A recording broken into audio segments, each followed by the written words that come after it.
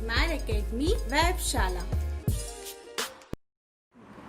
तो 3 forms of matter अब हम पढ़ेंगे कि मैटर के 3 फॉर्म्स कौन कौन से। Matter is found on earth in 3 forms और 3 states: solid, liquid and gas. We know that all matter is made up of molecules. अब हम पहले पढ़ चुके हैं कि सारा मैटर किससे बना है? मॉलिक्यूल से।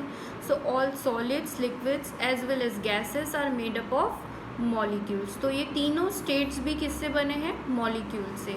Even though molecules are so tiny, yet there is always some space between them. वैसे ये molecules बहुत tiny होते हैं, मतलब बहुत छोटे होते हैं, लेकिन इन सब के बीच क्या होता है? Space होता है.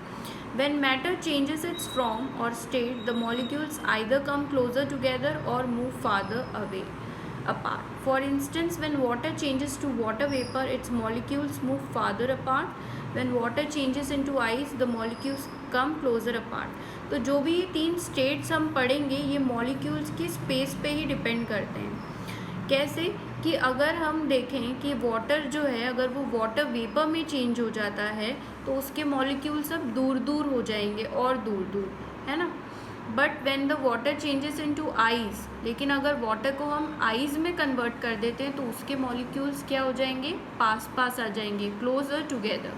But remember they still remain as water molecules. लेकिन कोई सा भी स्टेट हो वो रहेंगे वाटर के ही मॉलिक्यूल्स, मतलब वाटर को हम वेपर्स में बदल दें या आइस में बदल दें, वो मॉलिक्यूल्स उसके वाटर के ही हैं। Only the space among the molecules increases और decreases. They do not change their matter related properties.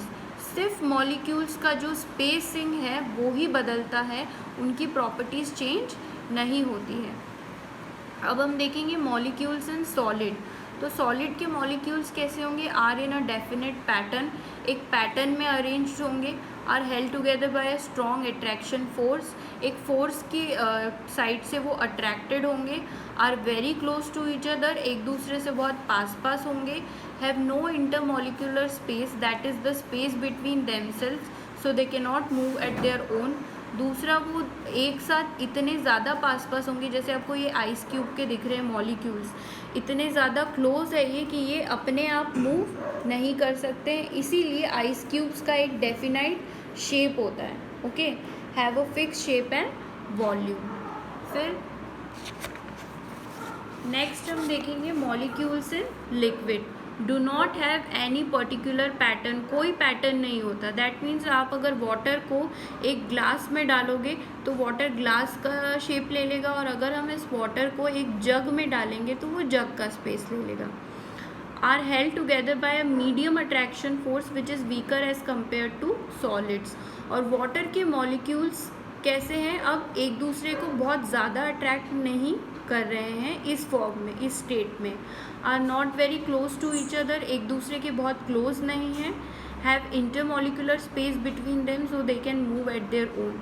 इन सब के बीच में अब स्पेस ज़्यादा है। अब देखो, आप इस पिक्चर में आपको वाटर के लिक्विड फॉर्म के मॉलिक्यूल्स दिख रहे हैं, तो अब इनमें स्पेस ज़्यादा है तो ये अपने आप को कैसे भी मूव कर सकते हैं।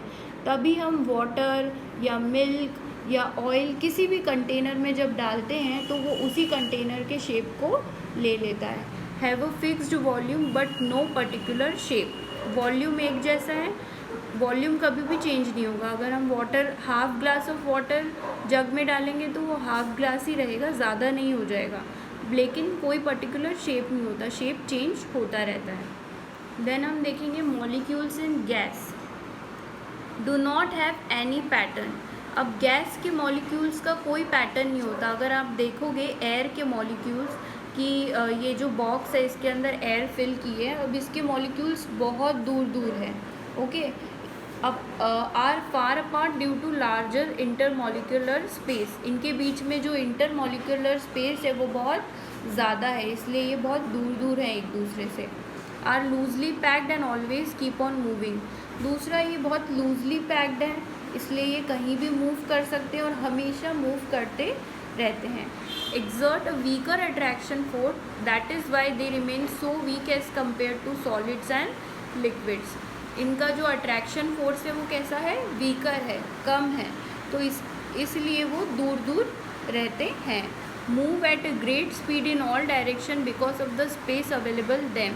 और ये क्या करते हैं कि एक अलग अलग जगहों पे जल्दी मूव करते हैं। क्यों? क्योंकि इनका जो इंटरमॉलिक्यूलर स्पेस है वो बहुत ज़्यादा है।